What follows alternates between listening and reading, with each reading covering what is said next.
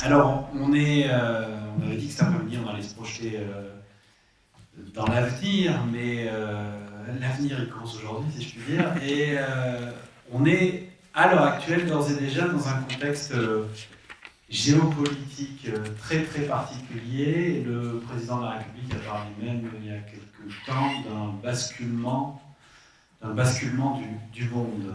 Est-ce que vous pouvez un peu nous expliciter cette nouvelle situation ? Bonjour à tous, merci Amiral de m'avoir invité à cette conférence. Alors déjà, vous avez remarqué que je ne suis pas d'une ONG globalement, et pourtant ce qui a été dit juste avant est extrêmement intéressant. Je pense que plus le travail de ces ONG est efficace, moins on aura nous à intervenir en zone de crise. Et donc je leur souhaite bon vent et bonne mer dans leurs différentes initiatives. Oui, alors basculement du monde, c'est ce qu'a dit le président devant les ambassadeurs le 1er septembre dans sa conférence au Quai d'Orsay. Ce que ça voulait dire, c'est que pendant 30 ans, après la chute du mur de Berlin, on a fait face à différents types de crises.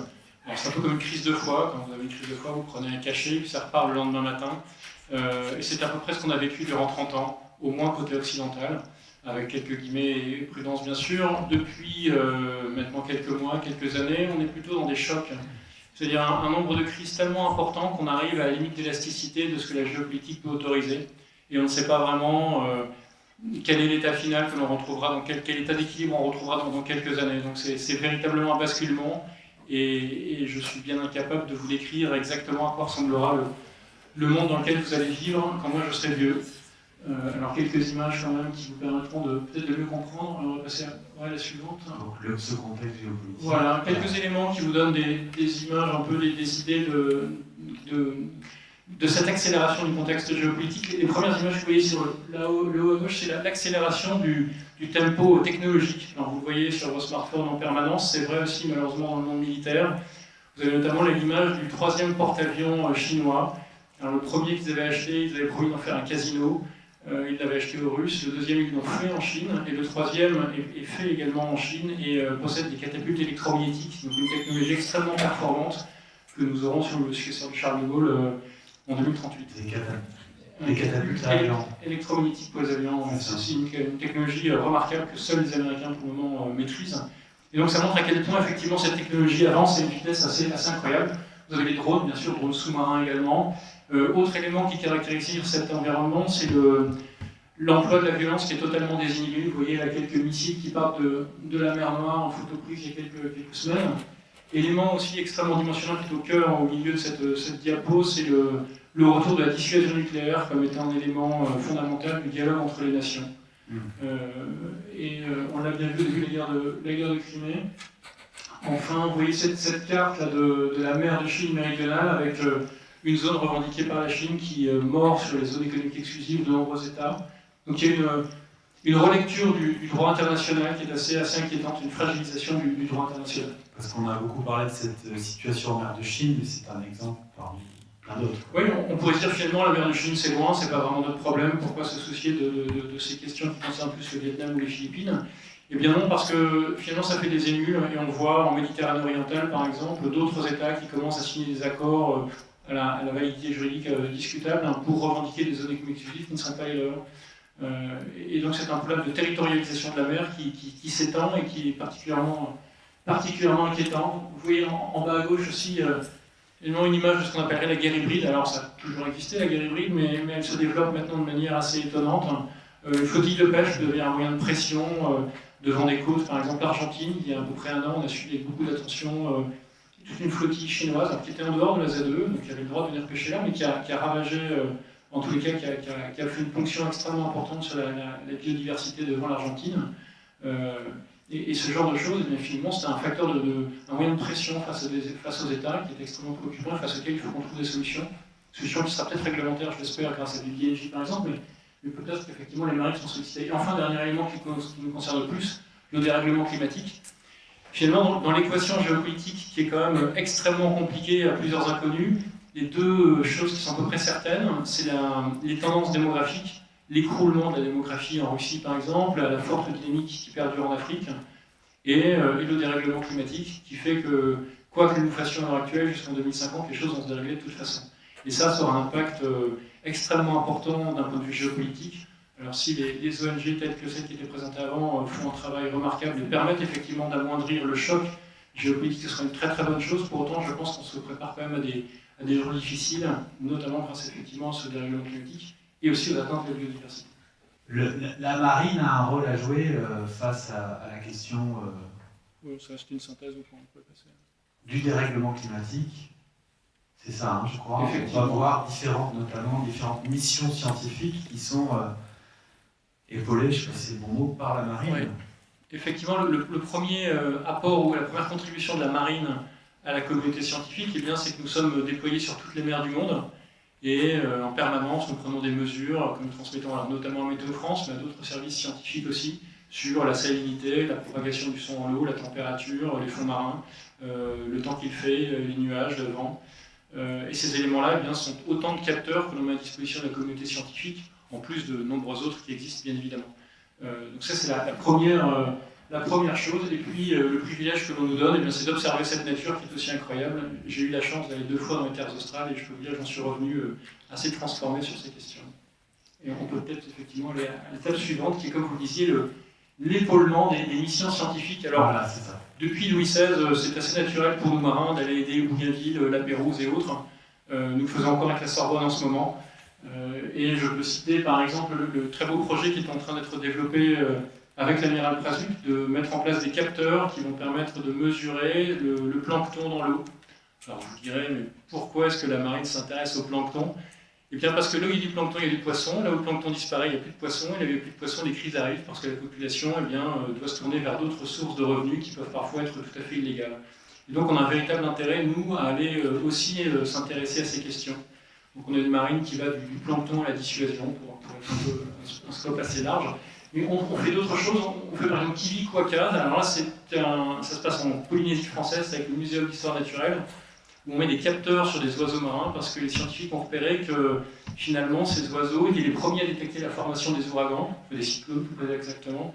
Et donc finalement, détecter la trajectoire de ces oiseaux, c'est gagner quelques heures précieuses sur la formation des ouragans et donc prévenir les populations pour limiter ensuite les risques. Oui, parce que comme ils détectent ils s'en éloignent, c'est ce déplacement qui est une alerte. Exactement, donc on fait ce genre de choses. Et puis nous ravitaillons la station polaire en Antarctique avec l'Astrolabe également, qui est une très très belle aventure. L'autre élément de ce slide, finalement, c'est que donc on a des données, on a des scientifiques, mais il faut aussi que nous comprenions finalement ce qui nous attend et quelles seront les conséquences en termes géopolitiques. Alors ça peut être effectivement, comme je vous le disais, l'appauvrissement de la biodiversité, ça peut être aussi, et je crois que c'était évoqué ce matin, la migration des ressources halieutiques qui pourront, par exemple, descendre vers les terres australes. Et donc on va se revoir à nouveau sous une pression prédatrice forte sur ces zones. Et donc il faudra probablement engager plus de moyens pour aller les protéger. Donc ce sont des choses sur lesquelles on réfléchit en coopération avec beaucoup de nations. L'amiral Vendier, le chef d'état-major de la marine en ce moment, préside l'Indian Ocean Naval Symposium par exemple, et a mis comme axe prioritaire la sécurité environnementale. Et donc on travaille avec nos camarades de l'Inde, du Pakistan, de l'Iran même d'ailleurs, du Sultanat ou autres, tous les pays de l'océan Indien pour réfléchir à ces questions. Parce qu'on peut peut-être revenir sur un point que vous avez évoqué, mais qui est très intéressant, c'est que le fait que le déplacement du plancton, des poissons, ça provoque des déplacements des zones de pêche et donc une instabilité peut-être politique parce que tel pays va perdre une ressource. Oui, alors en fait, je suis désolé, je ne suis pas porteur de beaucoup de bonnes nouvelles, mais si on regarde par exemple le golfe de Guinée, on voit que effectivement ces phénomènes liés au réchauffement climatique, l'acidification, la perte d'oxygène auront probablement lieu ici comme ailleurs, mais à cela s'ajoute la prédation de pêche illégale, voire plus compliqué pour nous, de surpêche, c'est-à-dire de flottes de pêche qui auront eu des quotas, donc des quotas complètement déraisonnables, et donc face auxquels nous, on ne pourra pas intervenir. Mais si la ressource halieutique disparaît effectivement, eh bien, ces populations se tourneront probablement vers d'autres activités. Je crois que pour le golfe de Guinée, 80% des protéines des populations riveraines, c'est des poissons. Et si ce poisson disparaît, il faudra bien faire autrement. Et donc c'est peut-être une migration, c'est peut-être rentrer dans les trafics de cocaïne qui partent d'Amérique du Sud, arrivent vers le golfe de Guinée, remontent par l'océan et arrivent ensuite en Europe. Enfin, bref, plein de choses qui ne sont pas tout à fait satisfaisantes. Donc il faut qu'on prédise tout ça et on y travaille avec beaucoup de partenaires scientifiques, mais aussi avec les marines d'autres nations. Alors les partenaires scientifiques, là vous avez cité, parce qu'il y a la Sorbonne Université, il y a le Muséum d'histoire naturelle, mais finalement cette réunion c'est peut-être l'occasion aussi d'un appel à contribution, d'un appel à davantage de collaboration. peut-être entre les scientifiques et la marine. Bien évidemment, alors on est très tourné, très orienté vers ce genre de recherche. Encore récemment, on a été contacté, c'est à nouveau le Muséum d'histoire naturelle, mais pour aller mettre des capteurs sur nos sémaphores, le long du littoral français, pour aller détecter les migrations d'oiseaux. Et là aussi, ça nous intéresse parce que nos hélicoptères font du sauvetage en mer le long des côtes, et la nuit, il y a quelques rencontres fortuites, mais jamais très, très faciles à gérer, entre des oiseaux qui passent et puis nos hélicoptères qui sont en train de faire des sauvetages le long des falaises, le long du littoral. Donc plus on va maîtriser et connaître les flux d'oiseaux, notamment lors des périodes de migration, moins on se mettra en danger. Et puis, ce sont des données qui intéresseront aussi les scientifiques. Donc, il y a plein d'options possibles de travail. Peut-être qu'on pourra faire des choses avec votre ONG aussi un jour. Pourquoi pas. Et quelles sont les populations que la Marine nationale vient aider? Vous me parliez, il y a trois pelures d'oignons, hein, c'est l'expression qu'on avait utilisée, c'est-à-dire il y a les ressortissants nationaux, mais pas que. Ouais. En fait, finalement, ça rejoint le slide suivant, qui est, une fois qu'on a détecté, qu'on a pris des données, qu'on les a comprises, mais il est temps d'agir. Alors agir déjà pour la marine, c'est déjà d'être un peu exemplaire là où elle le peut. Donc c'est dans la construction de nos navires, en essayant d'avoir des moteurs les moins consommateurs possibles, et puis au niveau intérêt opérationnel bien sûr, utiliser du gasoil, bateau de soufre, c'est déconstruire proprement nos bateaux. Agir, c'est aussi nos infrastructures, nos ports. Là, vous voyez une image assez intéressante du port de Norfolk, donc c'est l'US Navy qui a fait cette étude, et qui, en fonction des différentes évolutions du climat, s'attend à voir une partie de ses quais disparaître. Et donc il faut bien évidemment s'y adapter, on a les mêmes raisonnements sur tout le monde. Et puis il faut aussi faire nos opérations dans des conditions météorologiques qui sont parfois compliquées, qui seront de plus en plus. J'ai des camarades qui, commandant leur frégate, ont croisé des ouragans en Méditerranée, ce qui n'existait pas avant. Et c'est une expérience assez intéressante. Et puis ensuite, bien évidemment, il y a l'assistance aux populations. On s'attend à intervenir plus souvent sur des sauvetages en mer, des missions des navires qui vont couler, ou des gens qui vont être en difficulté. Là, vous avez quelques images. Et puis, élément encore plus important auquel on pense, et c'est finalement le thème principal de cette intervention, c'est les événements extrêmes en zone littorale. Qu'est-ce qu'on y fait? C'est ce qu'on appelle les missions HADR, donc Human Assistance Disaster Relief, et c'est le slide suivant. J'ai pris quelques exemples. Alors Katrina a été évoquée ce matin, c'est quand même un événement d'une gravité exceptionnelle. Oui, alors j'ai noté que c'était aux États-Unis l'événement climatique le plus coûteux. Je ne sais pas si c'est ce que vous avez dit ce matin. Et vous pourriez vous dire, bon, les États-Unis, c'est quand même la première puissance militaire mondiale, ils n'ont pas forcément besoin de la France, mais pourtant si. On a envoyé une équipe de plongeurs démineurs qui avait des expertises très particulières et qui, avec les Américains et les Canadiens, on a été les trois nations, je pense, à intervenir, ont tenté de renflouer le plus de navires possible dans des conditions très techniques, il n'y avait aucune visibilité, énormément de produits polluants qui avaient été déversés dans ces eaux, et pour agrémenter le tout, quelques alligators qui passaient de temps en temps. Voilà. Et donc la France s'est illustrée sur cette opération, et les Américains ont été assez reconnaissants de notre savoir-faire. Le deuxième ouragan que j'ai choisi, c'est Irma 2017, qui lui, alors je pense, était le plus long dans l'histoire de l'Atlantique Nord. Je ne suis pas du tout scientifique, mais j'ai lu ça ce matin, donc j'imagine que c'est vrai. Qu'est-ce qu'on en a appris? Eh bien, déjà que les armées, ça j'enfonce une porte ouverte, avec leur réactivité, leurs moyens, leurs capacités, peuvent apporter des capacités extrêmement lourdes. On a apporté un hôpital avec 70 lits, 2 blocs chirurgicaux avec un de nos bateaux qui est appareillé de Toulon par exemple, plusieurs hélicoptères. Très rapidement, Falcon 50 est parti dans les heures qui ont suivi le passage de l'ouragan sur les îles pour aller vérifier ce qui s'y passait et puis commencer déjà à avoir une idée du niveau de l'ampleur des dégâts et puis comment coordonner les secours. Donc ça, c'est la force des armées. Ce qu'il nous faut, c'est effectivement, je pense, de plus en plus, parce que ce genre d'événements violents vont se reproduire et vont augmenter, je crois qu'on prévoit 30% d'ouragans de catégorie 4 ou 5 en plus dans les années qui viennent. Eh bien, renforcer notre capacité de travailler en interarmée, en interministériel et en interallié. Vous avez une photo du Carel Dorman, qui est un bâtiment néerlandais qui était aussi présent sur zone, puisqu'il y avait des Britanniques, des Néerlandais et des Français. Donc on sait travailler ensemble sur plein de choses. Il faut qu'on apprenne encore plus à le faire dans le cadre de ces opérations de soutien aux populations. Et voilà. Un autre exemple intéressant qui est le cyclone Idai. Donc là on change d'hémisphère, on est dans le canal du Mozambique. Alors j'ai mis comme titre une marine présente sur toutes les mers du monde, c'est quasiment de la propagande, et en fait c'est un tout petit peu faux. On a eu énormément de chance. En fait, ce cyclone est arrivé au moment où le groupe Jeanne d'Arc, donc c'est un gros bâtiment amphibie et une frégate, était présent. Et puis on aurait pu être ailleurs. Donc il faut être conscient quand même que là, on a mis à disposition des capacités au Mozambique qui étaient quand même remarquables. Bon, ça aurait pu se passer tout autrement. Et il faut aussi avoir en tête un des enjeux, un des atouts majeurs de la France, ce sont ces territoires outre-mer. On a des territoires qui sont répartis sur le monde entier et qui nous permettent de nous appuyer sur ces points. Donc là, c'était évidemment la Réunion qui a permis ensuite bien de faire acheminer une partie logistique pour l'amener au Mozambique. C'était donc une opération qui était assez bien menée, grâce à un peu de chance et nos points d'appui outre-mer. Et enfin, le dernier exemple, c'est la Corse, parce que finalement, on pourrait se dire, les ouragans, les cyclones, tout ça, c'est très loin, c'est pas vraiment chez nous.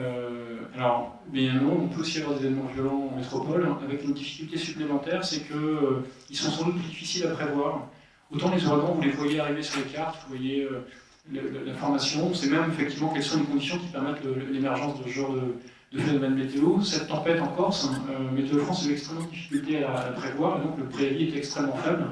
Je crois qu'on a eu 90 bateaux qui ont été échoués, 300 personnes à secourir. Il y a eu 22 mitraillellages, menés pas seulement par la marine, d'ailleurs l'armée de l'air et la sécurité civile aussi.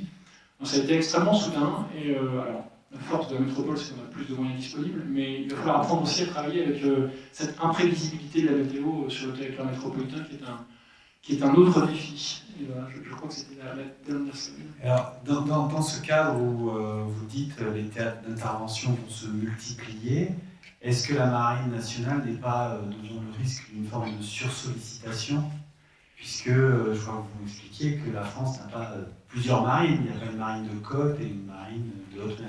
Oui, alors, Napoléon ne connaissait pas grand-chose à la mer, donc je reviendrai si c'est faux, mais il a pour autant une idée brillantissime qui était d'inventer les préfets maritimes, qui ont autorité sur l'ensemble des moyens des administrations de l'État en mer. Tous les avions qui volent au-dessus de la mer sont sous l'autorité du préfet maritime, qui est aussi la mer qui commande une zone maritime.